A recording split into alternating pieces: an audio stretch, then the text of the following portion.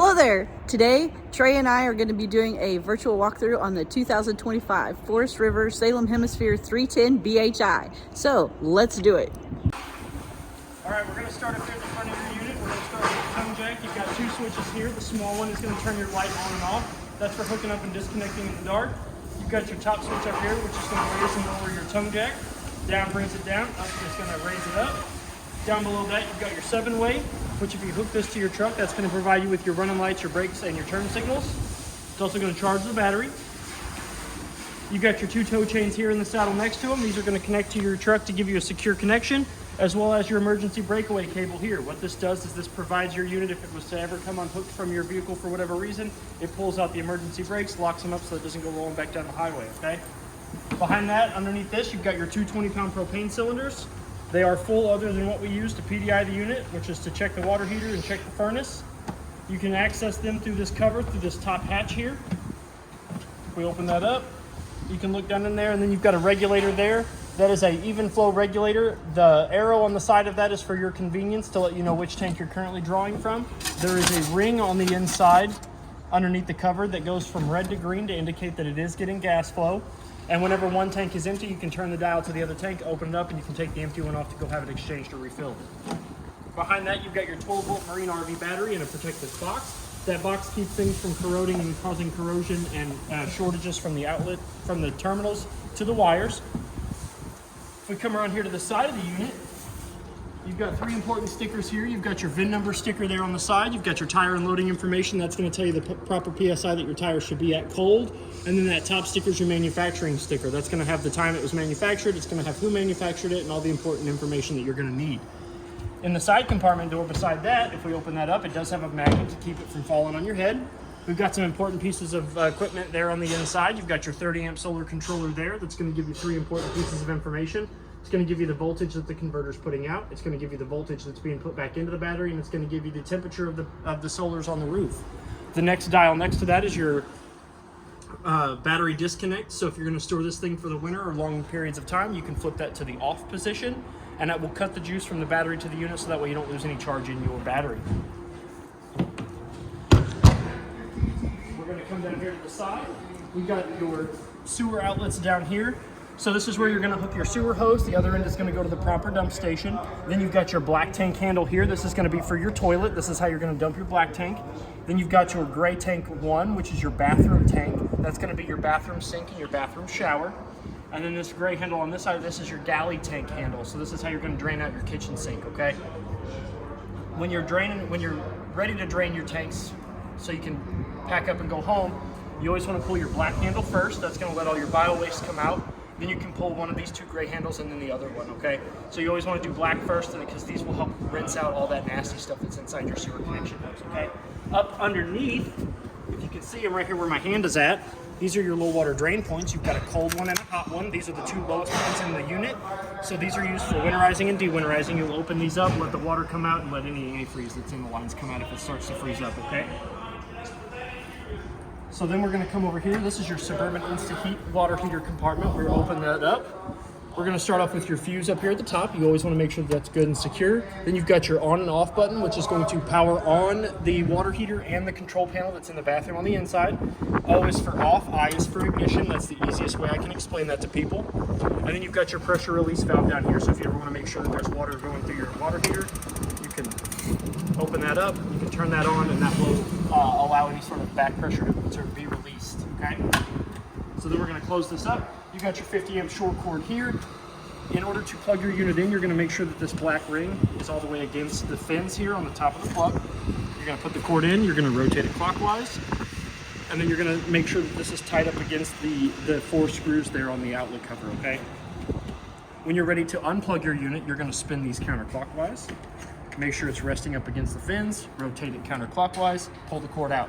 When you do not have the cord plugged in, you do want to make sure that the cap is over the outlet. That's going to keep anything from getting in there and rusting those prongs and stuff up, okay? Then you've got your hole here for the 3/4 inch socket manual crank handle. This is, for whatever reason, if the motor's in your slide does not want to bring it out, that's the opposite side. This powers this right here, brings in and brings out the slide on the opposite side of the unit, okay? So you put your manual crank handle in this hole over that bolt, and you can manually extend out and retract back in your slide if the motor gives out for you, okay? We can come back to the back here. You've got your two tires on this side. They have been checked. The PSI is sitting at between 74 and 78, I think, where they can be at 80. They can go as low as 75 and as high as like 82, 83, okay? You don't want to get it anything higher than that. You don't really want to get it anything higher than what it says on the side of the tire, but it can go down to like 75 given the weather and stuff like that, okay? And the lugs on those have been torqued to 100 foot-pounds as per the sticker and as per the diagram on the front unit that shows you the proper diagram depending on how many lugs you have on your tires, okay? Then you've got one more sewer outlet down here. This one is for your outdoor kitchen. So it does not have a tank on your outside kitchen, but you do have a valve. So if that's closed and you run your outside kitchen for too long, that sink will fill up with water and you'll overflow your sink. So if you're going to use your outside sink, I always recommend that you open that up and that you dump that to the proper dump station, okay? So we're going to come around here to the back side. We're going to start here. You've got a lighted license plate bracket there. Up above that, if we open this up, you do have your outside cable and satellite. So you've got outside cable, outside satellite. These are for if the campground or wherever you're staying is providing you with those services, you will hook a coaxial up from their source to this source, and you'll get that TV service on the inside and outside of your unit, okay? Up at the top, you've got your Fury and reverse camera, your backup camera mount, so that way if you want to purchase one of those from the store, you can.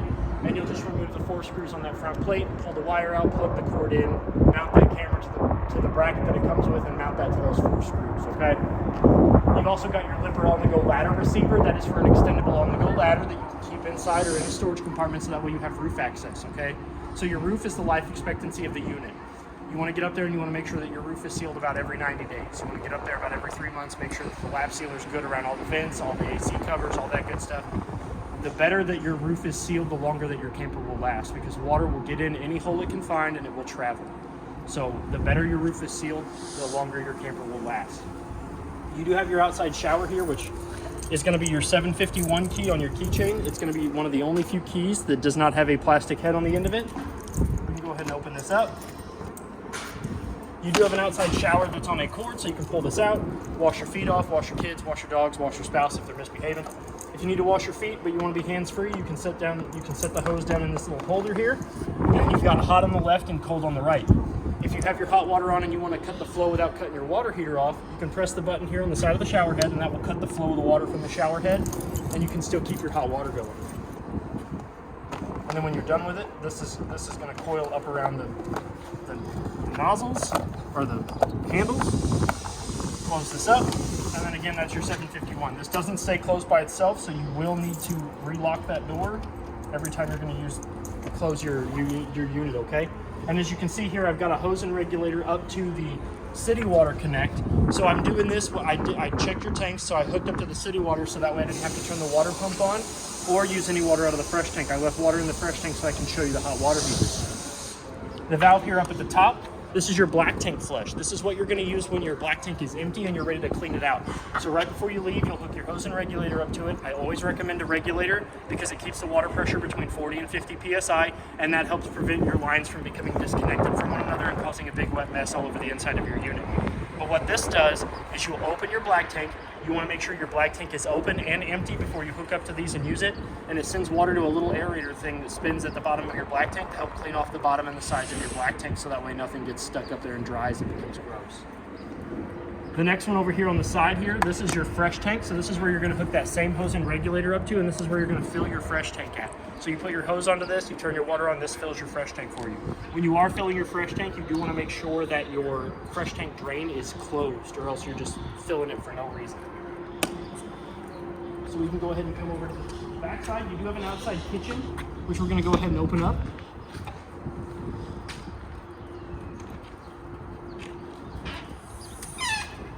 It is strut supported, so you don't have to worry about holding it up. So you do have a 110 fridge that will only work when it is plugged in. So this refrigerator only turns on when it's plugged in. And you've got your off, cool, cold, and coldest temperature controls. You do have an outside sink and a stopper. The stopper just threads onto the drain itself. You've got hot on the left and cold on the right. You do have above head storage for your outside needs, like your pots, your pans, for stuff for your outside grill, your paper towels and all that good stuff. Third one over here. You have 2 lights that have 3 modes. They have always off, always on, and then when you flip it to the 2 lines, you've got motion control, or light control. So whenever you open this up, those lights will automatically kick on when it senses the light change, okay? You do have a USB port out here and a GFCI protected 110 outlet here on the wall, so you can plug in your phone or your radio or whatever you're doing while you're outside grilling. And then to use your outside grill, you're gonna pull it out. It's gonna slide out. You do have a church key over here, so if you're cracking a cold one while you've got your steaks on your grill, you can just do it right there. You don't have to worry about trying to find one.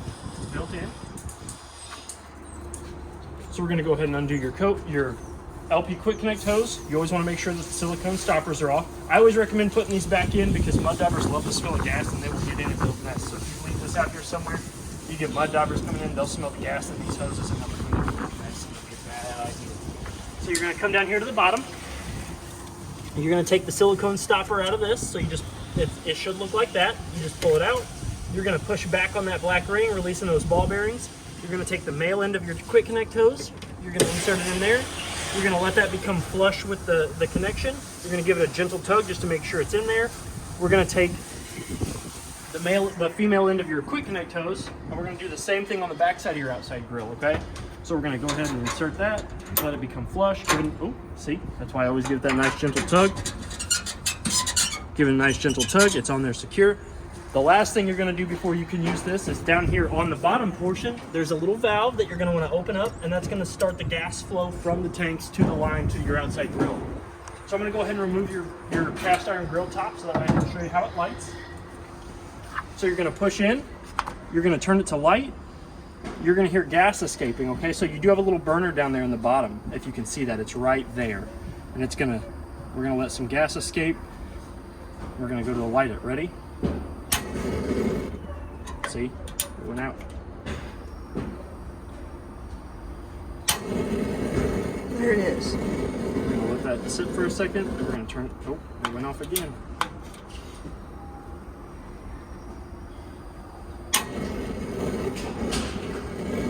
We're gonna sit there and let that get nice, good and hot. There it goes. Now it's lit, and now you can adjust your temperatures. To turn it off, you're just going to rotate the dial back up to the top. You may have to push in, rotate it to the top. And I always recommend that if you've used this for long periods of time, let it cool off before you decide to disconnect and push it back in, okay? But in order to remove it, you just push back on the black ring, pull this off. Come down here to the bottom. Open it, close your valve, do the same thing. Like I said, it's always important that you push these back on. Put your stoppers back on. We can go ahead and put this hose back up. I'm gonna go ahead and stick it up here for you. Bring it back on top. We can push that back in. You go ahead and close your outside kitchenette.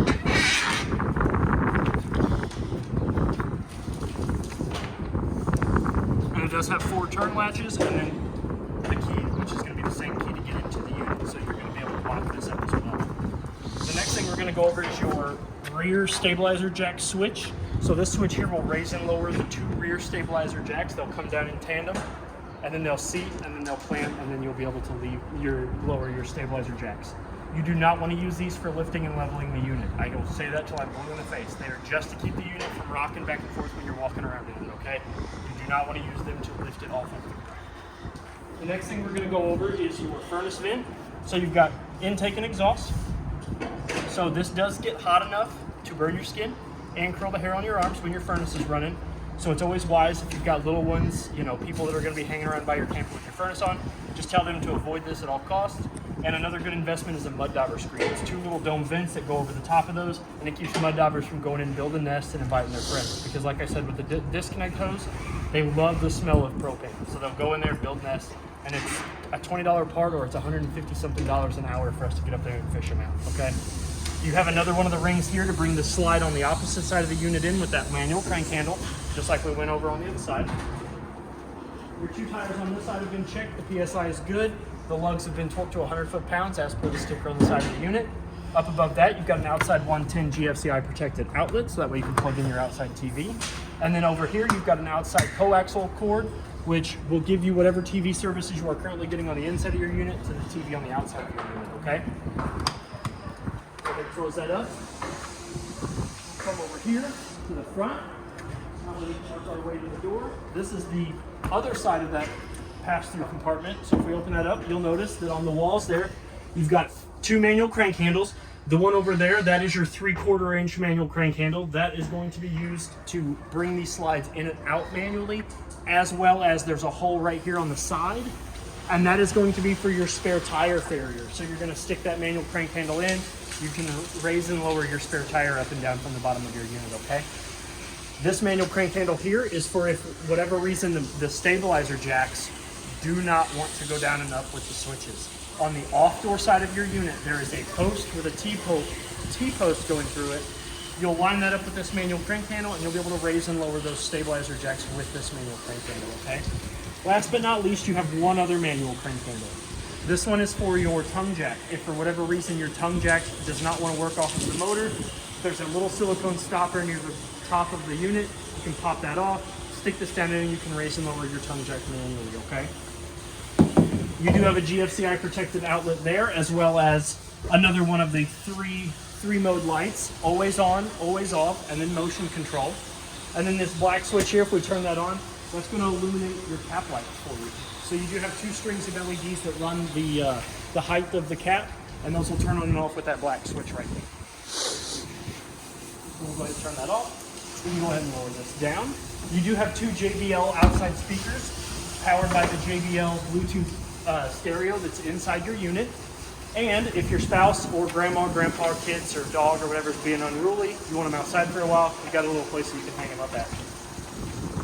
So now we're going to the inside unit, but I'm going to show you how to properly raise and lower your entry stairs. So the first thing you're going to want to do is you want to make sure that your door is all the way open, whether you're putting the stairs down or you're putting the stairs up. So the next thing I'm going to do is I'm going to go ahead and raise the stairs up.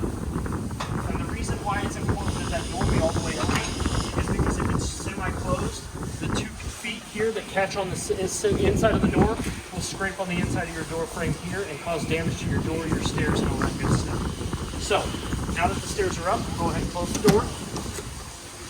Your handle will lift up and lean against the door. This is how it should look when you're ready to travel.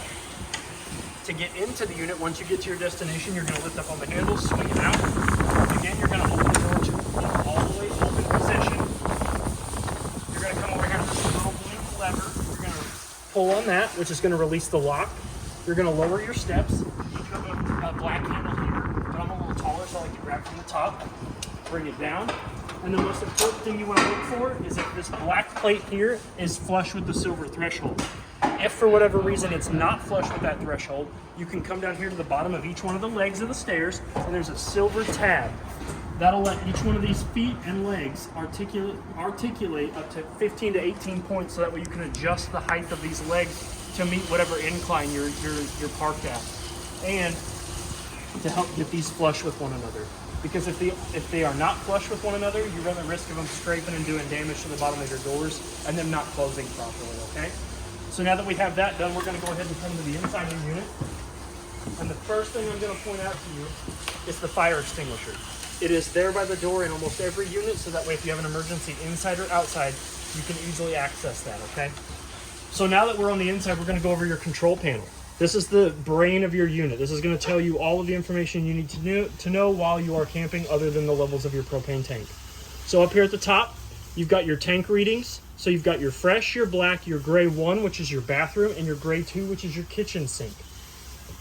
Gray 3 is not used because it only has 2 gray tanks. And then this is your battery level. So as you can see, I've left water in the fresh tank so I can show you what it looks like when there's water in any of the tanks. The lights will go all the way up to the top, following the empty 1/3, 2/3 full key here. The battery will always show full as long as it is plugged into the 50 amp shore cord. So if you do want an accurate battery reading through the control panel, you'll have to unplug it from the power source, and then that will give you an accurate reading. You can access all of this information and all the controls from your control panel by hitting this button here and connecting your phone through Bluetooth to the control panel. So if you're outside enjoying it and you want to turn the lights on before you walk inside, you can do that. You can get your tank readings through that, and you can go through there and you can customize all that. So you can bring your awning in and out with your phone. You can turn the lights on with your phone. You can do all that good stuff through that app and through that Bluetooth. And so then that way you'll be able to control all of that while you're on the outside and enjoying your nice sunny day. Underneath that, you've got your main light button. So if we press that, the LEDs that run the length of the ceiling will turn on. This next button here is your awning light. If we click that, you'll notice that it does turn on the strip of LEDs that are running the length of your awning tubes. You've got your accent light, which turns on the rim of LEDs that run the length of the slides. You've got your tank heater. These are heating pads that sit underneath your holding tanks that keep your holding tanks from getting below freezing. They are not an alternative to your water heater. They are just there to keep your holding tanks from freezing if you're going to use it in the wintertime, okay? So you cannot use this to get your hot water faster. And then you've got your water pump button. If we turn this on, your water pump will engage and it'll begin to prime water throughout the unit if you've got water in your fresh tank, okay? So we're going to go ahead and turn these lights back off. While we're going to go back to the awning for a second. So your awning is one of the most expensive repairs on your unit, okay? So we're going to go ahead and bring them both out. So, well, I'll just bring one out and I'll go over it. So we're going to extend it.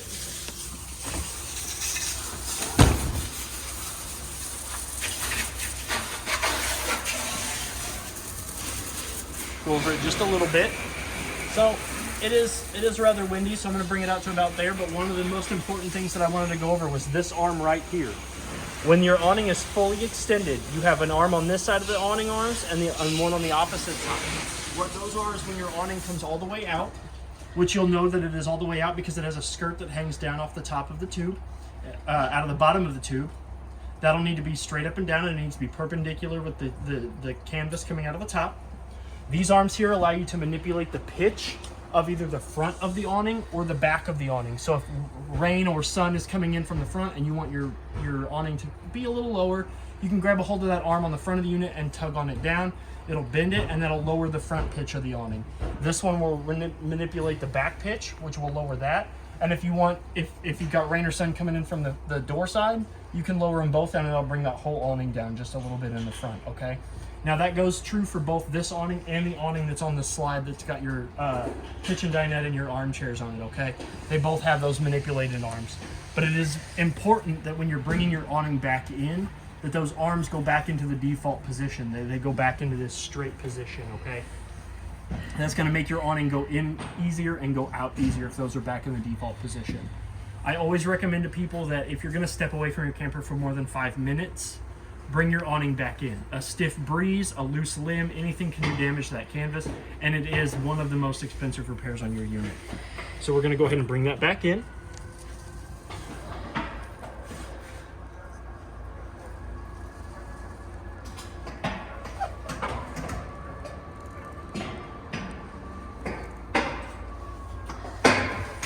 Okay.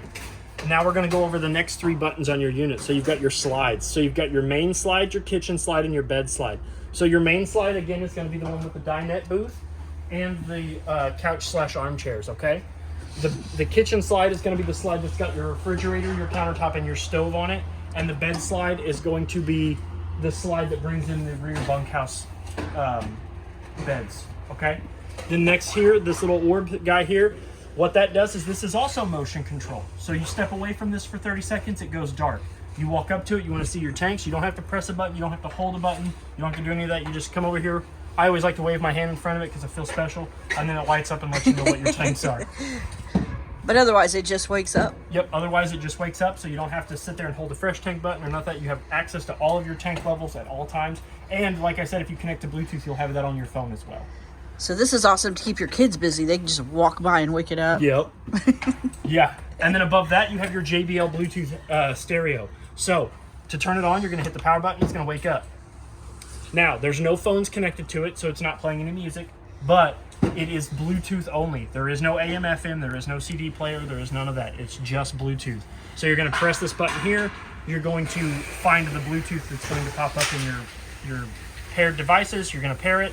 You've got your dim light here, so if you don't want any lights on your stereo, you can turn it all the way off. You can mute it, so if you get a phone call or whatever, somebody's trying to talk to you, you can come over here, quickly hit that button, it will mute and unmute the sound. And then you do have a USB-C port here for data, like for media transfer. Like if you have music on your phone you want to listen to, you can, and you don't want to do Bluetooth, you can actually hook this up to most new standard smartphones as a data transfer cable. So, and it'll also charge your phone. To control the volume, you turn the knob, and then the play pause button is just pressing in the center. Turn it back off. When it's off, the power symbol will be red. So now we're going to work our way into the inside of the unit. So up here is your Sansui Smart TV. It does have Wi-Fi Wi-Fi access. So if you do have internet or you do have a little hotspot on your phone, you can connect to this, and you can get your standard streaming services, Amazon, Hulu, all that good stuff. We're going to go ahead and pull it out a little bit so I can show you what's behind it. You have to do the strap. Duh. Blonde moment. Blonde moment. So we're going to go ahead and pull this out so I can show you the outlets on the back side. Oh, here. They're over here. Let me pull it this way. So, up here at the top is your coaxial outlets. So up here is where you're going to get that park-provided cable or satellite at. You're going to undo this coaxial. You're going to plug it in up there, and then to get that cable and satellite, you're going to turn that antenna booster off. So light off, top outlet is park cable or satellite, bottom coaxial where it's at, and light on is how you're going to get your antenna channels. So you can scan for your antenna channels just like any other TV. You'll get about 46 of them around here, 40, 50 something. I don't know the exact number, but you do get antenna channels.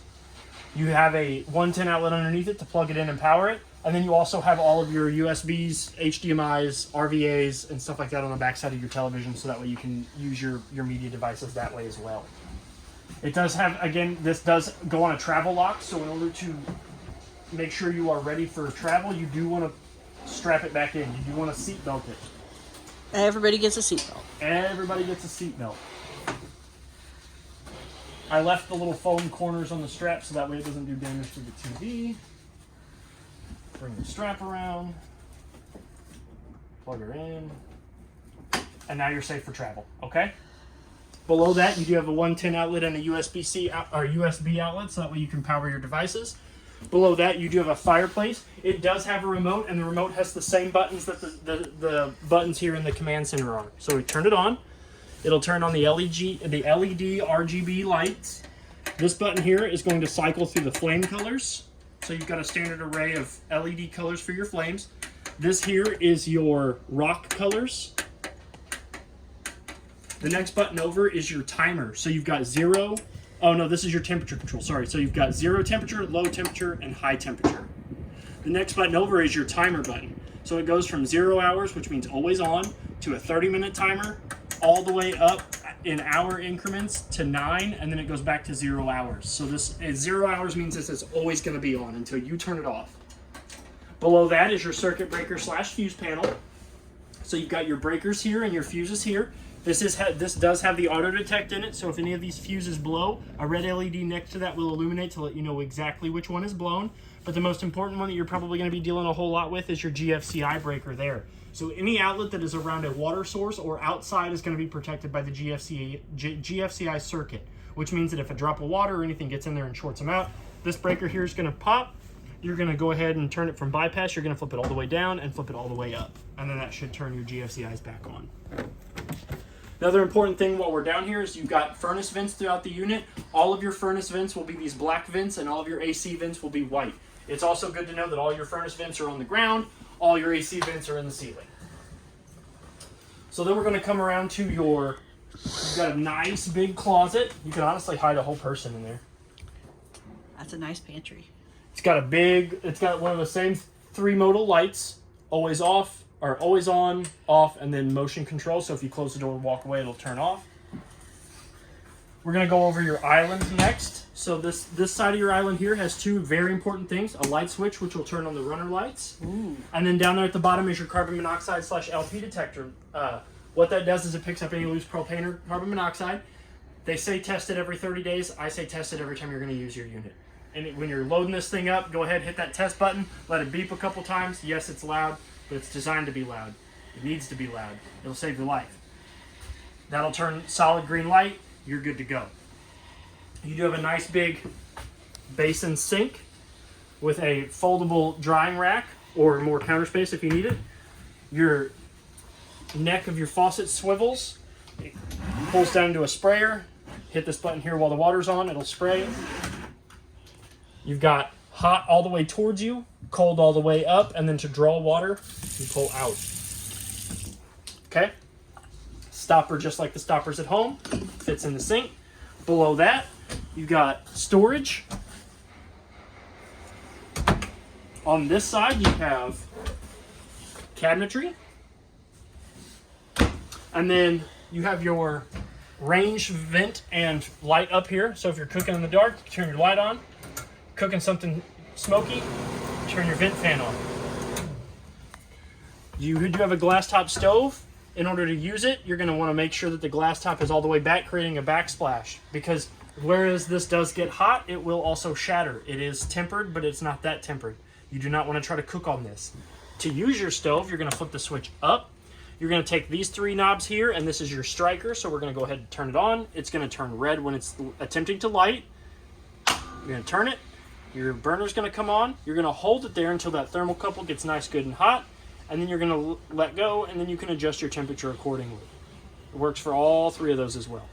In to the little flame icon, turn your striker, hold that in, turn it off, adjust your temperature. Same goes for this one. Turn it on, turn your striker, hold it, let it go, adjust your temperature. Your oven's the same way, except we're going to come back over here. We're going to turn your oven light on. We're going to open the door. That's the number one important thing. We're going to push in, turn the light. It's going to turn red.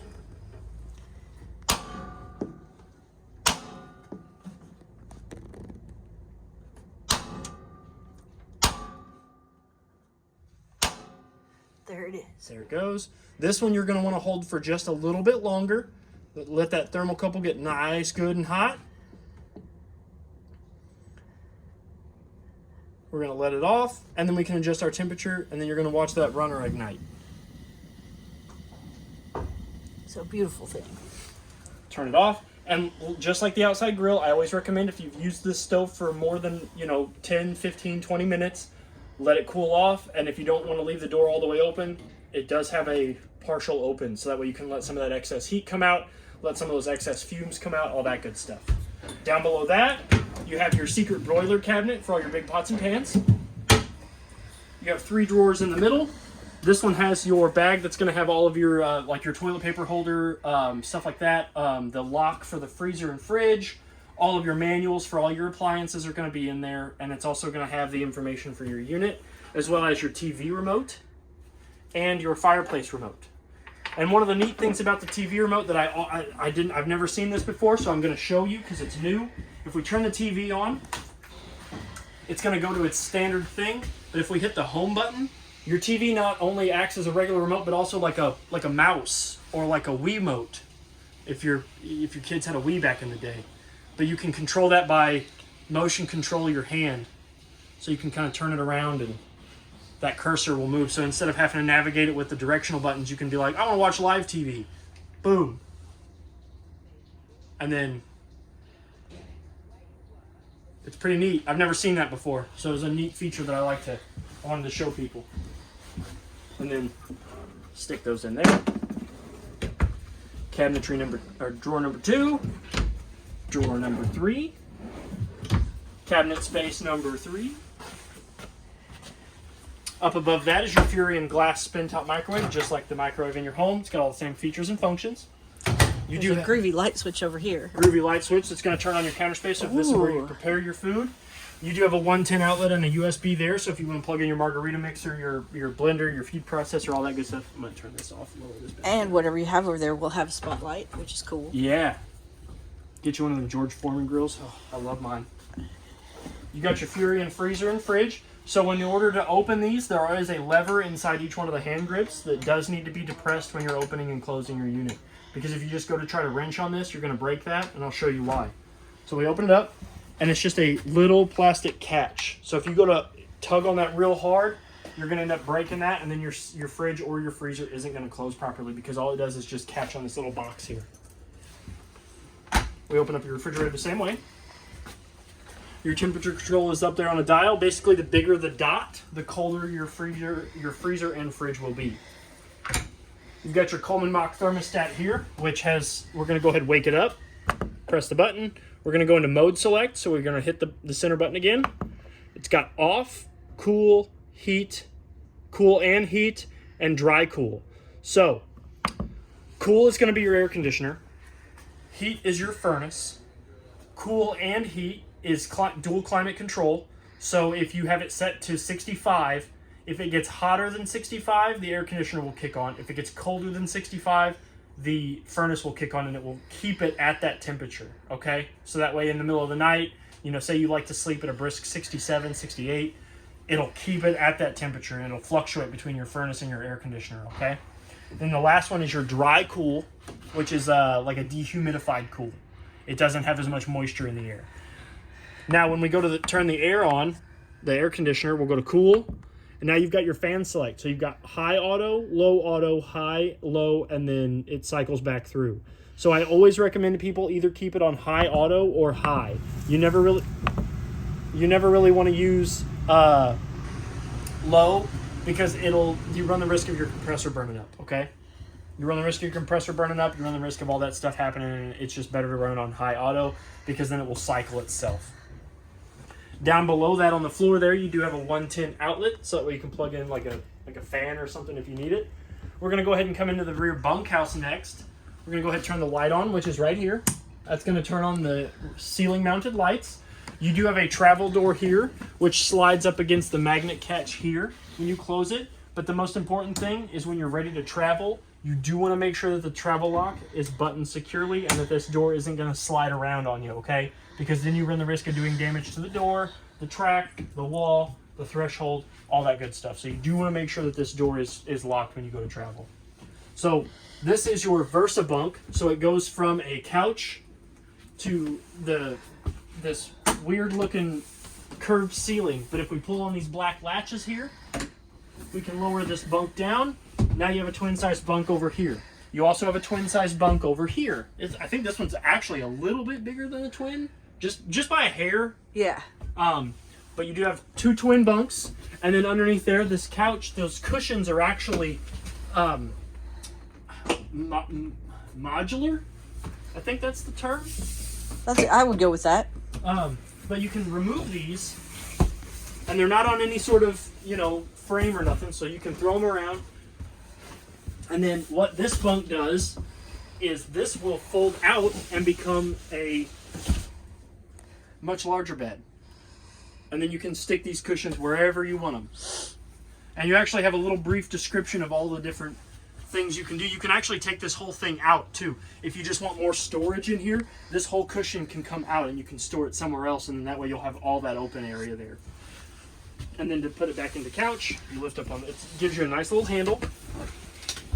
Put that down, and you can put your backrests back up. And this is easy enough, even the kids could do it. Yep. So you say, hey kids, it's bedtime. And you don't even have to come back here. You say, hey, heads in beds. For their cabinetry, you do have a 110 outlet there, as well as a USB port. And then up underneath here, you have a 110 outlet and a coaxial. And what that coaxial is there's only one, but that will provide the TV back here with any TV services that's coming out of that booster there. So if you're getting cable and satellite, if you're watching cable and satellite, you'll get that back here. If you're watching antenna, you'll get that back here. And then this is your TV backer? Yep, this is your TV backer. And then you do have a pull-out drawer here for like jammies and stuff for the youngins. More cabinet space. There is a nice handle here. So the window up there has a pull-down shade. If you can see, I've got one closed here so I can show you what it looks like fully extended. It does have a pull-down shade, and then to open that window, you're going to pull on that center knob, and you're going to bring it all the way to this side of the window, okay? Same as this window, except this window opens from the middle. So you lift this up. This is your fire escape window. So you're going to push these in, lift it up, and you'll be able to get out your unit that way. Preferably feet first. You never want to go out the emergency exits head first. So now that we're done with that, we can move on. We're going to come into your pantry. You've got above head storage. more counter space along with a 110 outlet. And then if you have anything here that's decorative, you can turn that light on. You know, you can get you a chair, somebody can work here, office space, whatever. You got cabinet space down below. This is the backside of your furnace. So this is where the furnace comes out at. So this is gonna be your exhaust / heating for your furnace. You do have a booth style dinette seating. So the table also can come out. The 2 legs can be removed. They're just in there with friction. You remove the tabletop, you remove those 2 legs. This tabletop will then set on these bump stops here to create a bed.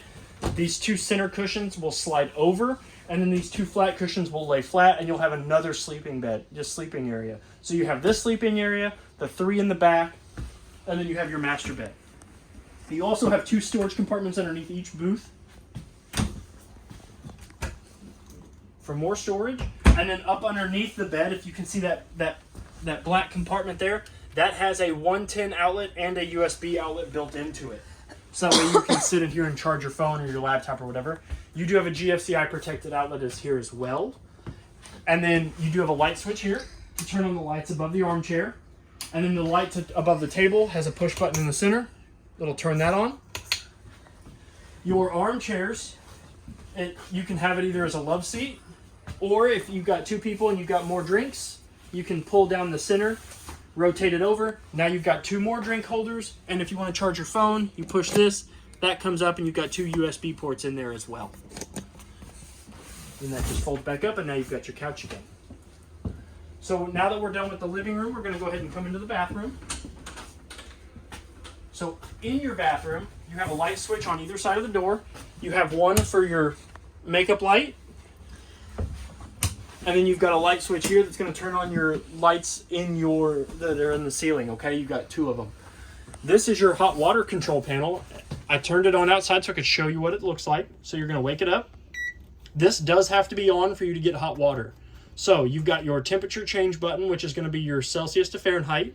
And you've got your increased temperature and decreased temperature. It goes all the way as low as 99 and as high as 122. But when you're using this, if we turn the hot water on, you're going to see 3 important symbols: a shower head, a fan, and then here in a second you're going to see that flame icon come on. That is very important. You need to see all 3 of those symbols in order for you to get hot water. The shower shows you that there is water going through the water heater. The fan in the center is showing you that it is producing heat, and the gas symbol, or the flame symbol, is showing you that it is drawing gas from the propane tanks to light the water heater, so that way you can get hot water, okay? But you need to see all 3 of those symbols in order for you to get hot water. So when you're done using it, you can always turn it off here at the panel. That blue light and that little red LED will remain on. Over on this side, you do have your sink. If you saw, you've got hot all the way on the left, cold on the right. You do have a stopper that will fit down in there nicely, as well as a GFCI protected 110. You've got 2 wall caddies here. This is where your toilet paper holder is at. I don't ever install those because people like them in different places. People like to get their tickets at the different booths. You've got your cabinet there for your toiletries. You do have a cabinet space under here. Your water pump is actually behind this panel down here. That's 4 number 2 square head screws. And then you can get into that, and that's going to be where you winterize your unit at, or you can just bring it here. Your shower, you've got a skylight to shower in the beauty of nature if you want. You've got your shower head, which I forgot to put on. But you screw that in. Actually, you're going to want to do this. Bring it up through that ring. What that ring does is, in case you drop it, it doesn't go all the way to the floor. So if you drop it, you're like, oh, I dropped it. It's only going to hang where you left it instead of having to bend down and in this tiny vicinity. Stick it up here in the holder. You've got a button up here at the top, which, just like the outside shower, will cut the flow off of water at the shower head instead of having to turn your hot water off. And you do have hot on the left and cold on the right. And then you also have a little shelf here for your soap behind me. And the shower door. Trey's favorite. My favorite. So it is. You can do it, Trey. It is spring loaded, so you're going to bring it all the way over. And you're going to latch it. And then to open it from the inside of the shower, you're going to grab the handle on the side and you're going to pull towards yourself, which is going to undo that latch. Yes. You can slide it forward. Good job. If you're on the outside of the shower, you're going to push in. So you're going to grab here and push in. That's going to bring this catch off, and you'll be able to slide the door open. Your toilet valve is a 2-portion valve, so if we open it up, if I put my foot halfway down, the bowl will fill with water. And then if we floor it, it all goes to the black tank where it belongs, okay? You do have towel racks above our head here. And then last but not least, you do have your vent. So if things get a little tricky in here, you can open this up and you can let it all out. You know, you've had too much red meat or beans or whatever. Just start to blow it up. You can open that up, let it out. We'll go ahead and turn all the lights off in here. The door. You do have a coat rack here before you get into the master bedroom. You also have 2 switches here. This one's going to turn on the lights above our head in the bedroom. And this one here controls your VersaTilt bed. So as you can see, it's in the sitting position. If I were to hold this down, it's going to lay flat. Now, when you are using the VersaTilt motor, you want to make sure that there is no human being or animal on the bed. The motor is designed to support the weight of the mattress alone, and it will not work. And it has a tendency of breaking if there's somebody laying on the bed when you're making this go up and down. Okay, so if there's anybody on the bed and you want it to go down or up, they'll need to leave the bed. Any sort of dogs or anything need to get off of the bed because the motor will bog down if there's any weight other than the mattress on the VersaTilt motor, okay? You have the same style locking door. It's got the travel lock on it. That will slide all the way over to the door. When you're in travel position, you do want to make sure it is latched. You have a window here that's got the same style pull-down shade, except this one opens by pinching the 2 tabs and lifting up. On either side of your master bed, you do have closet space that has a hanger rack across the top. It has a cutout towards the back corner, and also each side has a 110 and a USB outlet. So that way, if you do have a CPAP machine or an alarm clock or your phone charger, you don't have to have your cords kind of sprawled out all over the place. You can tuck them in there, and you can get to your phone when you're laying down that way, or your CPAP machine.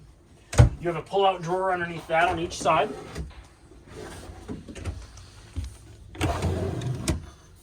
For your snacks, your nighttime snacks, as well as a nice big, end table, night table, nightstand. Yeah, for your drinks or whatever.